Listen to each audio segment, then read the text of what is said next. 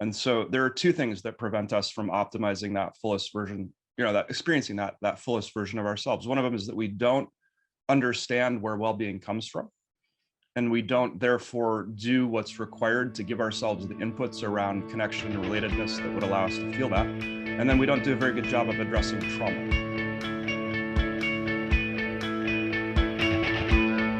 Welcome, everyone. I am so thrilled to be here today with Gabriel Kram. Gabriel, welcome to What the Fundraising. Valerie, thank you. I'm happy to be here with you. Thanks for the opportunity. I am so excited for this conversation. I have to tell you, one of my deep, close friends who was at one time a donor of an organization I ran is the one who sent me an article of yours that then sent me on the journey around your work. So it all feels just really serendipitous and special that we're having this conversation today. Why don't we start with you just giving everyone a little background on you and your work and what brings you to today? Thanks, Mallory. So the article that you're speaking about is an article that we published in Psychology Today, and it's an article about the Polyvagal Theory, which I feel like we're going to talk about probably deeply today. And it was looking at it through the lens of water. And this work to bring neurophysiology through an elemental lens, through the lens of water, which is so fundamental to our experience, is emblematic of the kind of work that we do. So our work, it brings together neuroscience, it brings together neurophysiology with ancestral awareness technologies. I have the good fortune to be the founder and CEO of an organization that's called Hearth Science. Hearth as in fireplace, as in the ancestral center of the village from which we come. A lot of our work is about helping people come home to the fullest, most thriving version of themselves. And because we're working often with modern people, that really is looking at a physiological dimension of what that means. So, I'm excited to have this opportunity to speak with you and to see where our conversation goes. And I'm really here to be useful to you and your audience, and excited to explore with you. Why don't we start with just that piece around fullness and wholeness? Can you talk to me a little bit about what that means for people to lean into that version of themselves, and what is typically holding them back or missing for them to be able to realize that? Well, that's a really deep question. We've spent the last 25 years leaning into the study of that question. It was a very personal question for me, and it's been the guiding kind of professional question that our work has emerged from. And I would say that, one of our mentors is a woman named Dr. Darshan Narvaez. She's a transdisciplinary researcher in psychology. She's one of the world's leading experts on the relationship between neurobiology and human morality. And I think the easiest way to answer your question is to defer to her work, which really says that small band hunter-gatherers are the baseline of human normalcy. I'm going really deep here because you asked me to, but I'll unpack it. So she says, small band hunter-gatherers are the baseline of human normalcy. And well, what does that mean, given that most modern humans don't live in that fashion at all? And the reason that she's saying this is because 95 to 99% of our lineage history, we were living in these small tribal bands. The context in which our brains, our nervous systems, our biology was optimized was this particular context where we had close reciprocal relations with a small group of people, and we were deeply embedded in the living world. And if you look through this lens, what you see is that modernity, as we're experiencing it over the last 5,000 years, has acceleratingly deviated from that context. And so we don't live anymore in a context that's giving our nervous system the kind of inputs that allow it to optimize well-being. So there's, to summarize, there's two facets of this. Those cultures, above all things, prize relatedness. They prize connection to ourselves, to one another, to the living world. So there's this connection side of it. And then they have established, really profound and regular practices on the healing side. And so there are two things that prevent us from optimizing that fullest version that experiencing that fullest version of ourselves. One of them is that we don't understand where well-being comes from, and we don't therefore do what's required to give ourselves the inputs around connection and relatedness that would allow us to feel that. And then we don't do a very good job of addressing trauma. And trauma, in our conceptualization, it's not just overwhelming events. It's the trauma of social disconnectedness. It's the traumas of oppression. And it's the trauma of ecological alienation, which is so normalized in our modern culture that people don't even realize it's a trauma. How's that for a response to you? Oh, wonderful. And there's so many things that I want to explore that are inside there. So I'm curious around the connectedness piece. What are the implications neurologically to our disconnect? It's an interesting question. The implications directly are that, most modern humans are functioning most of the time in a suboptimal state. That's one way of saying it, right? Mm-hmm. Like if we're not feeling connected, and we don't have the physiology of connection online, and we can talk specifically about what that physiology entails, but when we're in a connection state, basically what happens is that the heart is running the brain. We feel safe enough to open into relationship. And there's a whole set of things that happen in the physiology in terms of how our bodies operate, how it feels to be in our own skin, how we conceive of ourselves, what we're able to feel and think, how we interpret what's happening around us, and then how we behave. It's this really profound stack. It's like a set of lenses, it's like glasses kind of that you can't take off. Your physiological state, we call it autonomic state. And so when you're not running that system, your body is in some kind of a defensive state. And there are only so many ways it can go, but it's either going to go to a high energy defensive state, which is a fight or flight state, some form of that, or it's going to go to a dorsal state, a paralysis, a shutdown kind of state, or some hybrid of those. And so those are, distinct states, and they have their own kind of distinct architecture and the ways that they shape our physiology, our awareness, our interpretation, all of these levels. But basically, it's we're not going to be able to bring our full potential forward.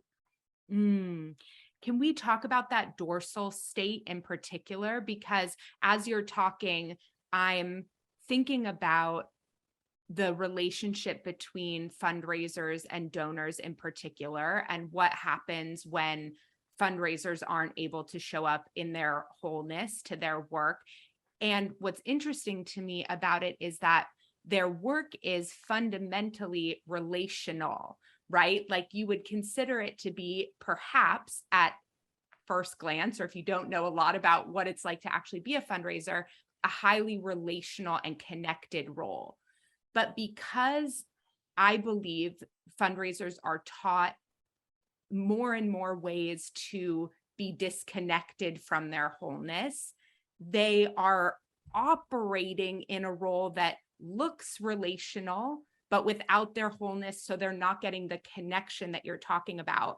And what I see from a pattern perspective in the folks that I work with is a lot of what I think is this dorsal response that you're talking about. So can you talk more about that and what that then does to our sort of decision making and perspective and things like that?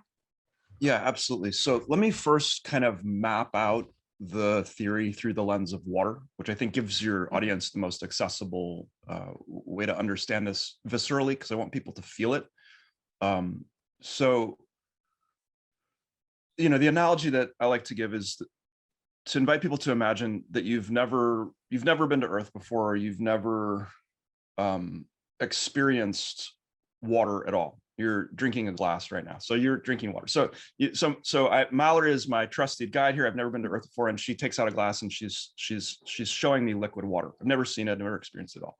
She says, "This is water," and I look at it, and she pours some over my hand, and then she says, "Here, you can drink some." I drink it. It's cool. It's wet. It's nourishing. It feels a certain way going down my throat. And she goes, "Hey, this is water."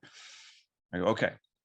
And then let's say Mallory takes me into the kitchen, and she has, like a teapot on the stove, and it's turns on the stove, and I can't see inside it. I'm just watching this metal pot, and then all of a sudden, this hot fog starts coming out of it. And I, at her encouragement, put my hand into it, and I pull my hand back because it's hot, it's wet, it burns my fingers. And I look at it for a minute, it's rising up in the air, and I say, Mallory, what is that? And she says, that's water. And I think, my proposal to you and to your audience is that if I hadn't watched that transition between those two states, I wouldn't believe they were the same thing, because they have completely different properties, right? There's a threshold across which that substance transforms and it becomes something else. And water has, a third state. So if we were to go outside in winter and you would take me out, to a lake or something that's frozen, and get down on our hands and knees, and I were to touch ice, feel it, right? It's solid, it's very cold. It has, again, properties that are completely different than both liquid water and steam. So the analogy to polyvagal theory basically says that your autonomic nervous system, which is functionally the architecture of your mind-body connection, and I'm going to say that one more time because I don't think people fully understand this. This is really important. The autonomic nervous system is the architecture of your mind-body connection, right? So it's the shaper of that relationship. And it can exist in one of three primary states. If we extend the analogy, we say that the connection state, the state we're talking about, that state of optimal well-being, is the liquid water state. And when our nervous system is in that state, there's a certain way that it feels to be in the body. There's a certain sense of ourselves that we have. There's a certain access to feelings and thoughts. There's a certain way that we interpret the world around us, and behavior is available to us. And when it shifts out of that, it either is going to shift into a high energy state that's like a steam state, or it's going to shift into an ice state. Now, the way that this is classically taught in trauma healing modalities is that when we feel unsafe, we'll often first go to the steam state. Steam has two flavors. Steam can either be, steam, it's high energy, it's fight or flight, which means it can either, confront a threat or try to get away from it, right? And again, the way this is classically taught is if neither of those strategies work, we will go into the ice state or shutdown, which is technically called the dorsal vagal state.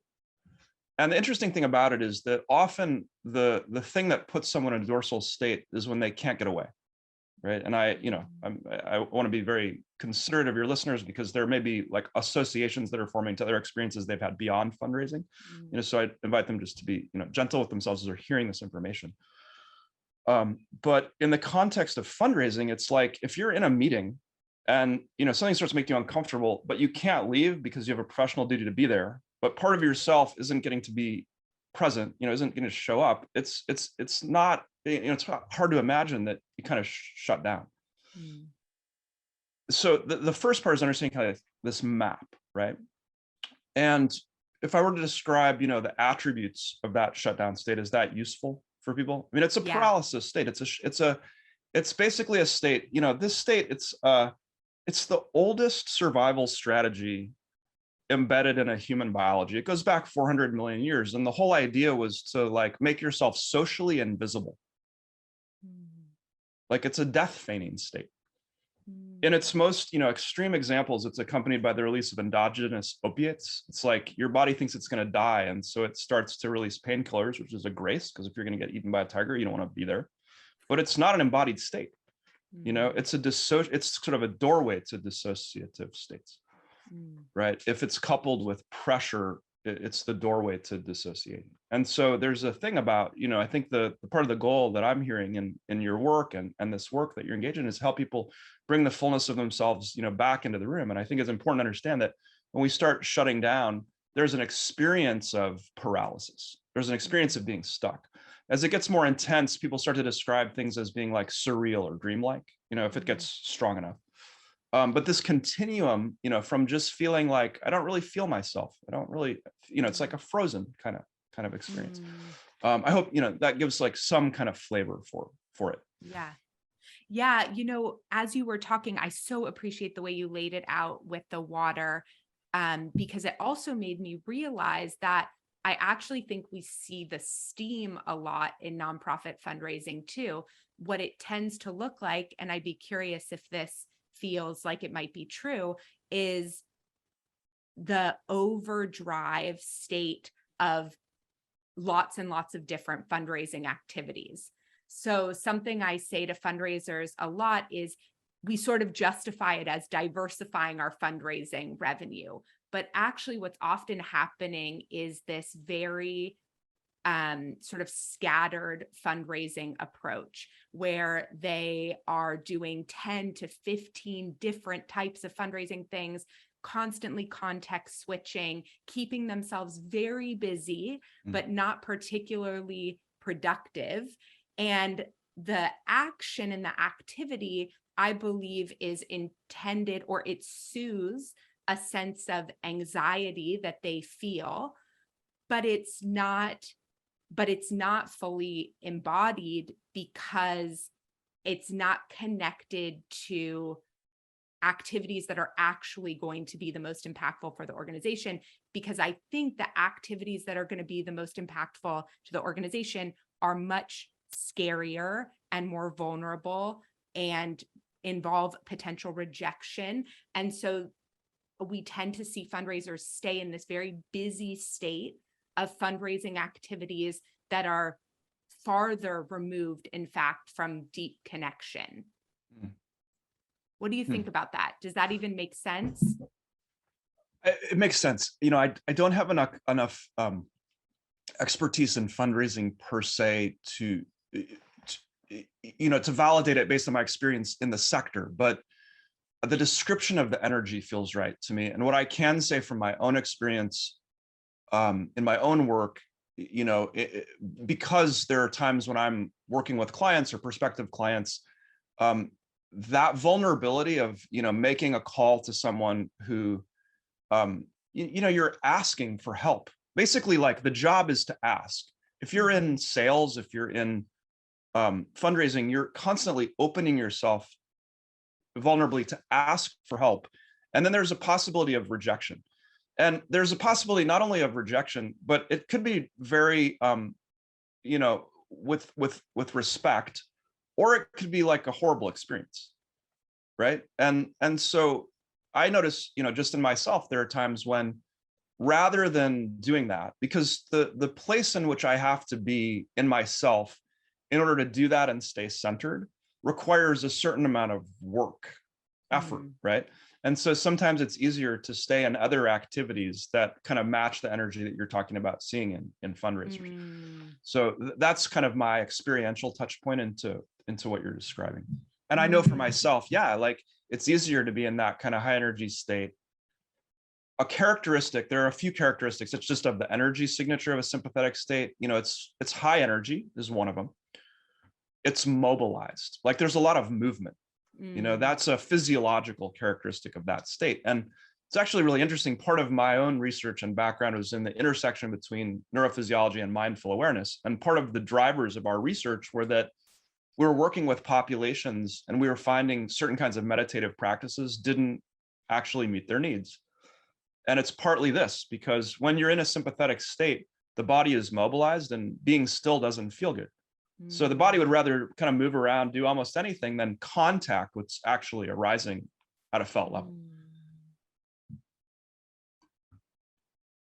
Okay.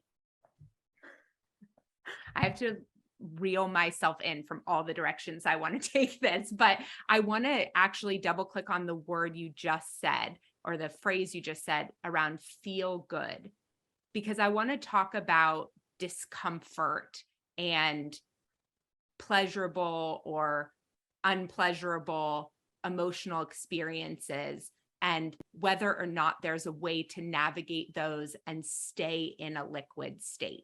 I'm going to tell you what's coming to mind, and then we can, sort of meta reflect on whether or not this is a good example. So that I'm speaking now to your editorial team as well. I got back into playing tennis after 25 years, and I had played competitively when I was younger, and then I stopped, and my daughter picked it up, and then I started playing with her, and I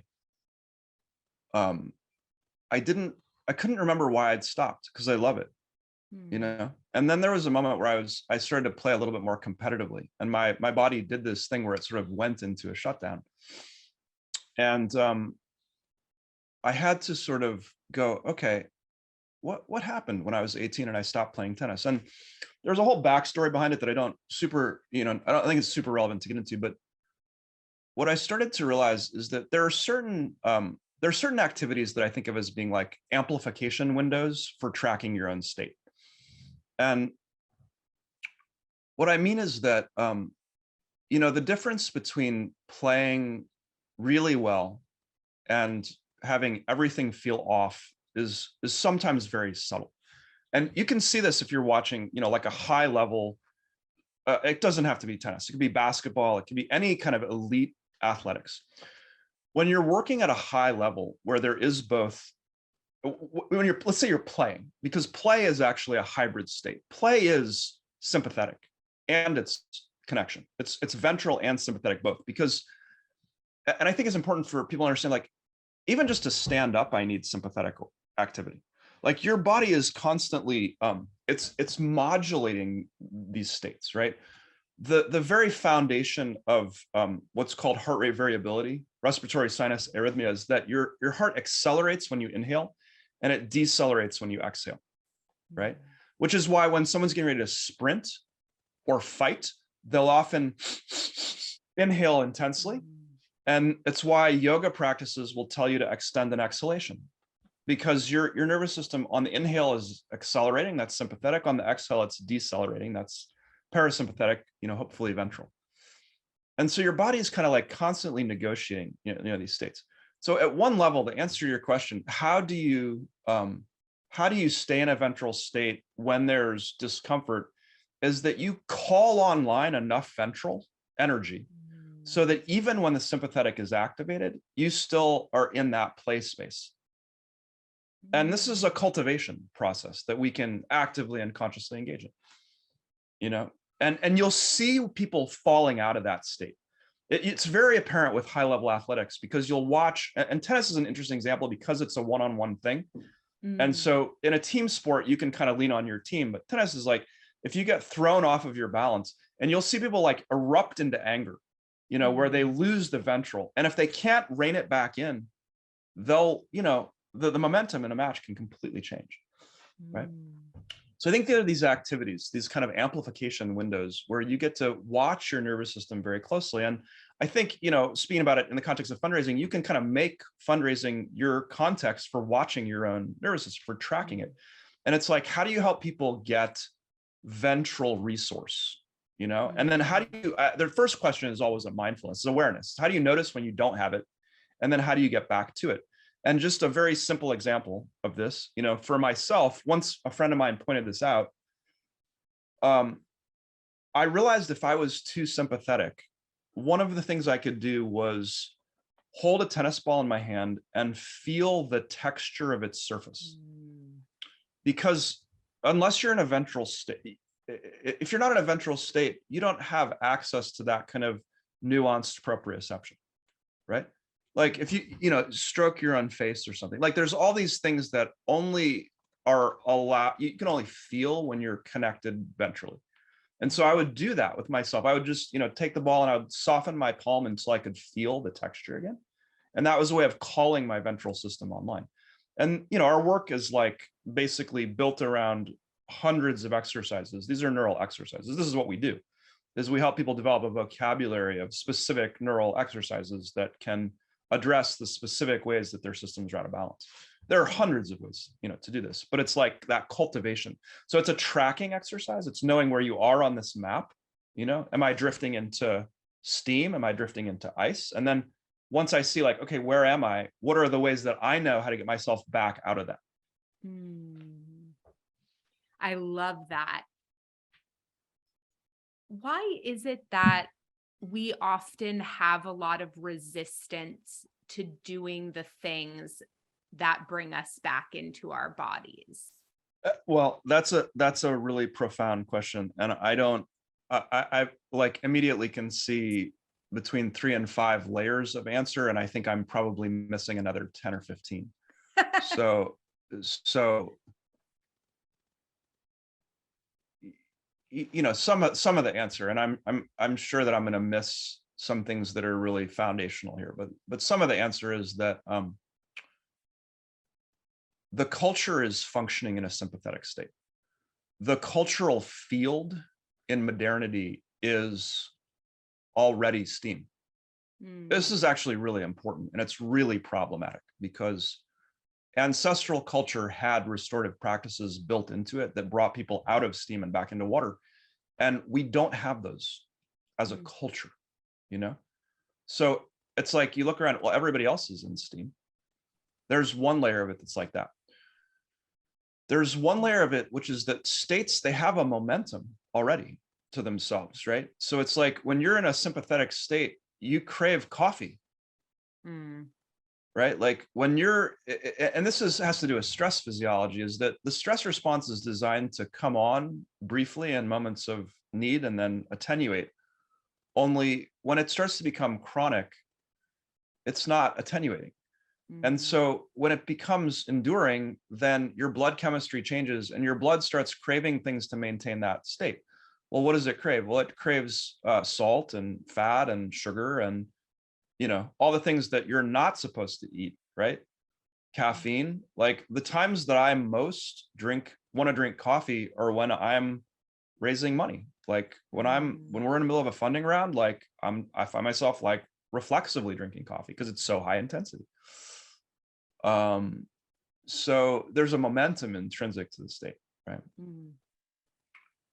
And then I think the other thing is like, I think there's grief here as well. I think there's something about like, we don't have a context where our culture knows how to grieve and mourn. And a lot of this stuff it's upsetting and sad. And it's like, we're damaged by these things. We're harmed by these interactions. And so there's a way in which we don't have like the kind of social safety and social support where we can come home. I mean, again, in nonprofit culture, I know very few cultures where there was a context in a fundraising team where somebody could go back and like weep about an interaction that was harmful. It's just not the way that the culture is created in most organizations. There's not even an awareness that it would be a good idea to do that. So there's not a safety organizationally. There's not a context for grieving. And so people just soldier on, I think. Ooh. I mean, I think that that piece around society is in steam is such an important piece. And it's related to something I had been personally grappling with a lot over the last maybe year or two, which is we've watched the self-care, quote unquote, industry explode. And I have found myself really struggling to find practices that actually felt good to me when I was absorbing the modern day culture's recommendations. And I said this on another episode, I texted one of my best friends a few months ago and said, how do you relax?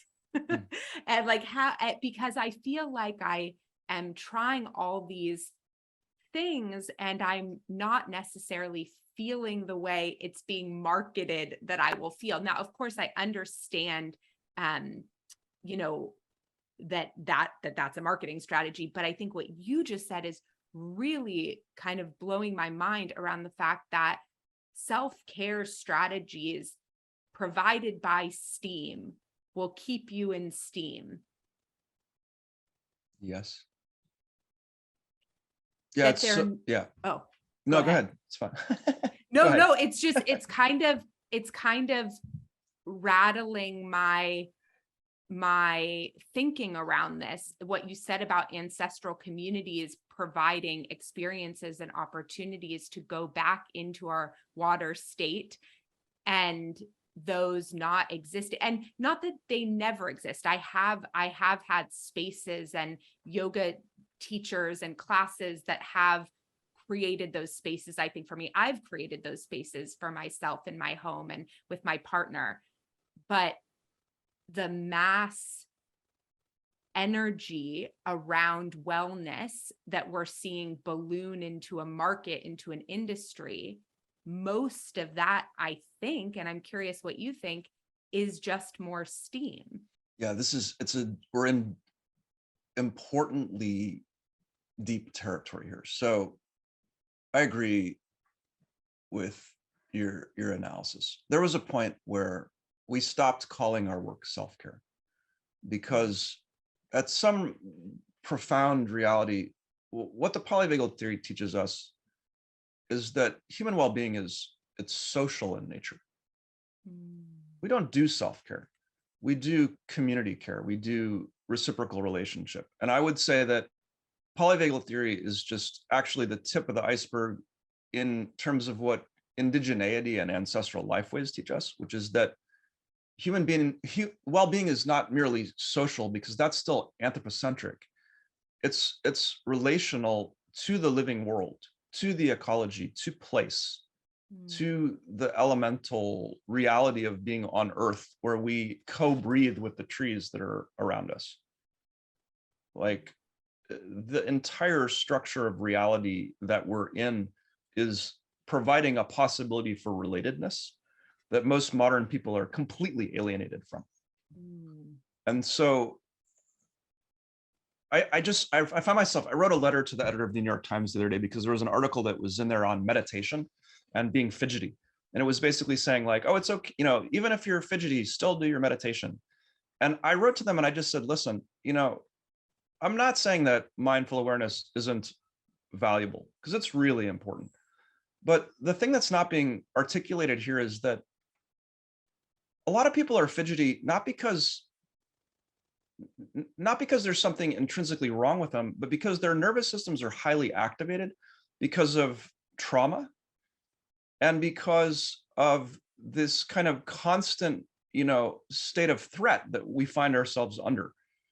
And so if we don't actually attend to that threat, and we don't attend to the nervous system states it generates, then you're giving people really bad advice, and the reality is that when your system is in steam, there are certain kinds of inputs that are relevant to it that are different than if it's already settled. And, forgive me, my critique of the mindfulness movement in the United States is that it doesn't seem to understand that the context out of which these practices originated ancestrally were cultures that were very much in the pace of the living world. They were very settled, and so bringing attention deeply inward when you're settled is a great idea. But if you're not settled, it's not actually useful necessarily.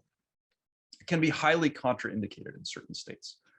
And so the way that we in the self-care world talk to people about deploying their attention or engaging in certain practices doesn't take into account that when your nervous system is in a distress state, when it's steam or when it's ice, there are very specific kinds of inputs that are required to shift that state.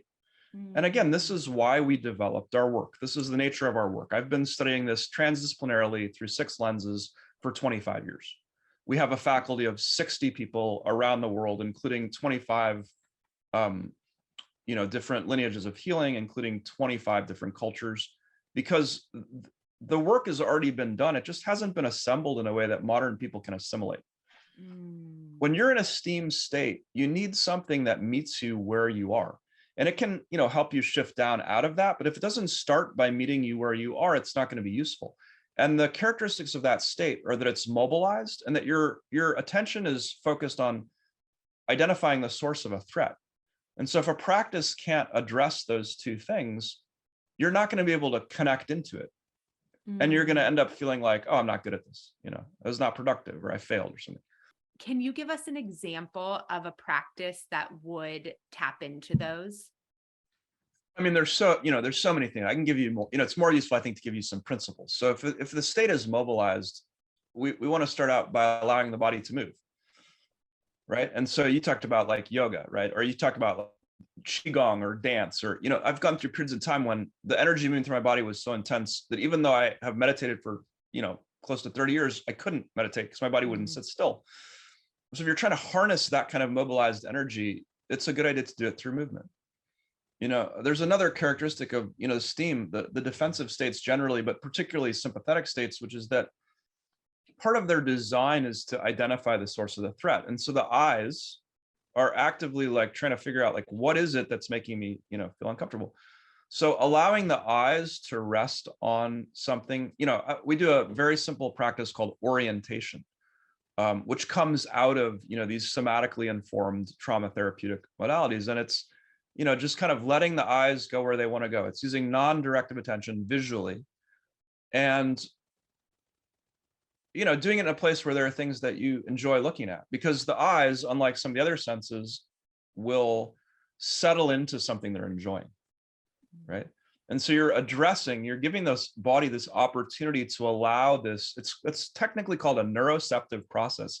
It's a non-cognitive neural evaluation of safety or danger, but you're letting the eyes do this thing that they want to do anyway in that state.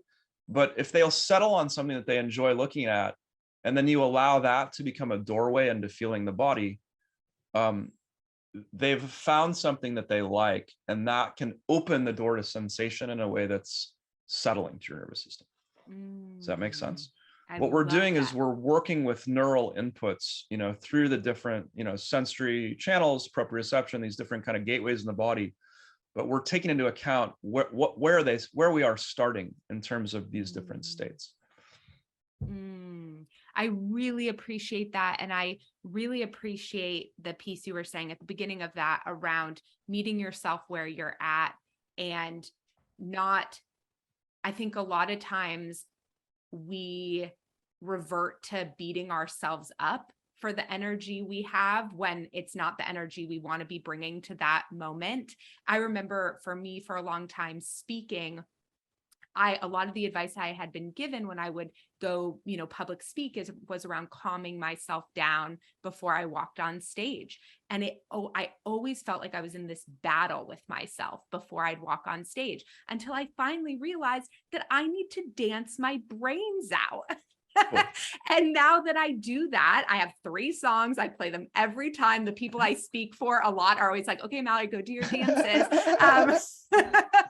But it completely changed everything for me. And so I think just this awareness of where we're at and what we need, and that maybe the people who are giving me that advice, calming down was helpful for them for some reason. Maybe they were in a different space before they walked on stage and they did need those breathing tools and practices. But for me, it wasn't what I needed. And so I really appreciate that piece. Will you give us a similar type of example for when we're in is it dorsal state, the ice state? Sure.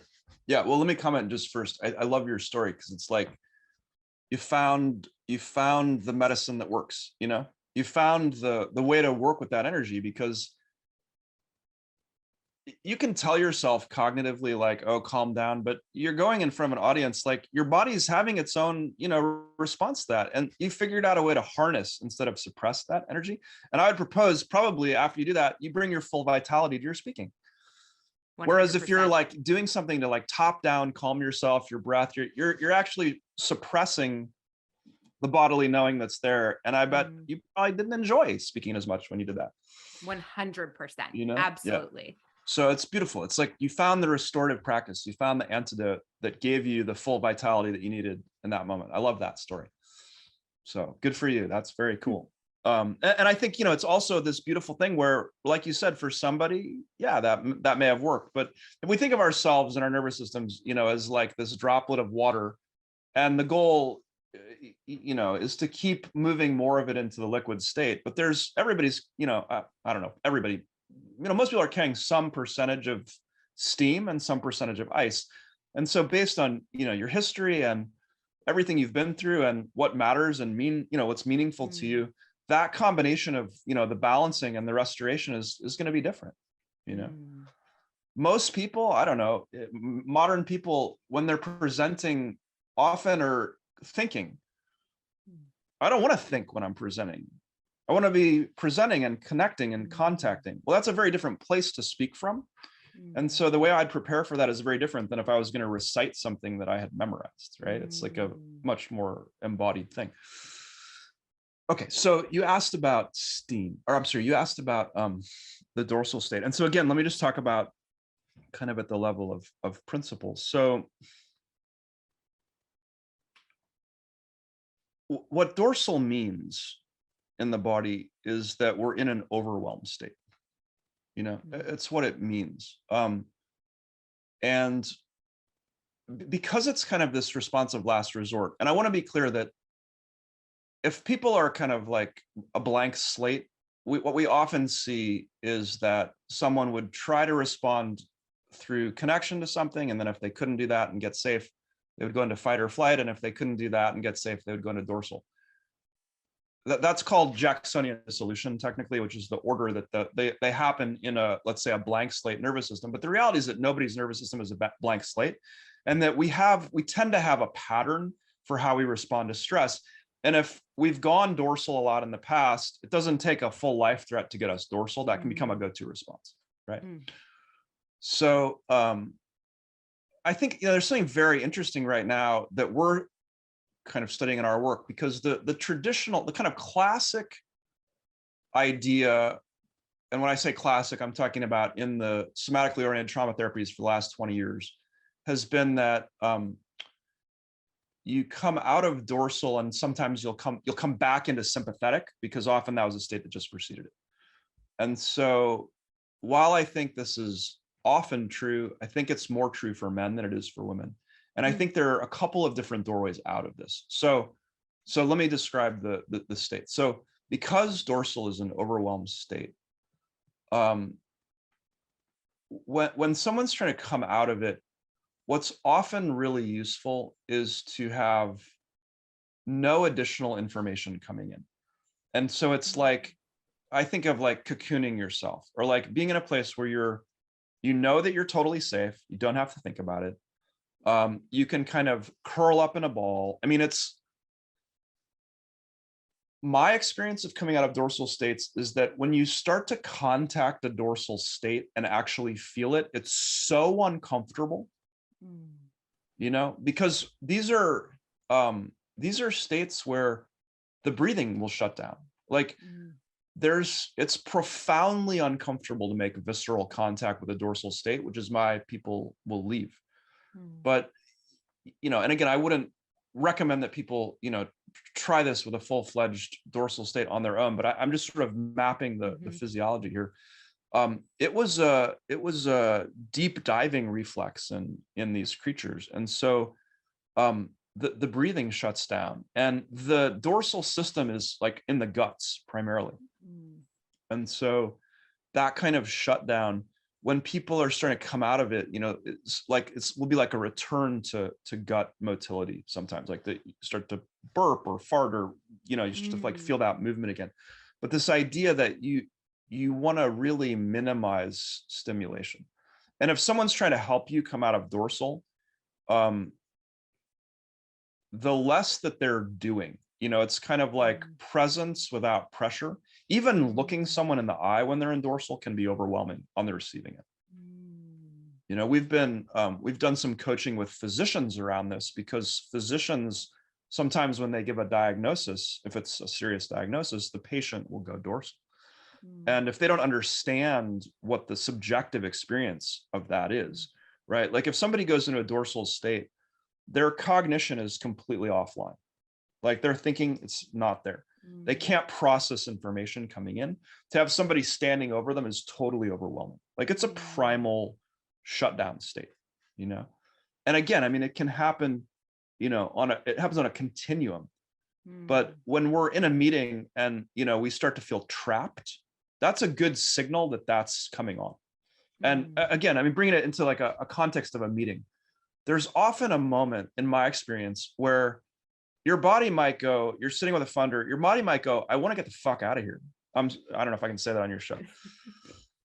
And if you suppress that instinct, your body's likely to go dorsal, because we can override our own instinct to flee. you know? And the thing that I say to people, like, forgive me,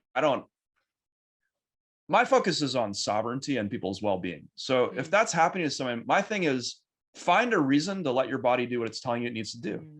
And, you're like, oh, I gotta attend to this. Like find a reason to leave the room. I need to go to the restroom, whatever it is, say it however you need to say it, but let your body get out of the room and let yourself feel yourself leaving. Because often allowing the body to do that exit, like sometimes you don't even know why you want to get away. But if you have that felt sense, like, I want to get out of here, find a way to let your body do it. Because if you honor that, it will restore the body's sense of agency. And then you come back into the room and, you like to go to the bathroom, you go, what is happening for me? Why am I feeling like this? But you restore the body's participation in the process. And then you can come back or not, I love that advice. Okay. I could probably spend the next 10 hours asking you questions, but I want to be mindful of your time. Thank you so much for this conversation today. Will you tell everyone where they can find you, learn more about your work, interact with, and learn from more of the tools that your team is putting out in the world? Yeah, sure. Thanks, Mallory. So we have a book out that's called Restorative Practices of Well-Being. I spent a long time, working on this, 20 something years.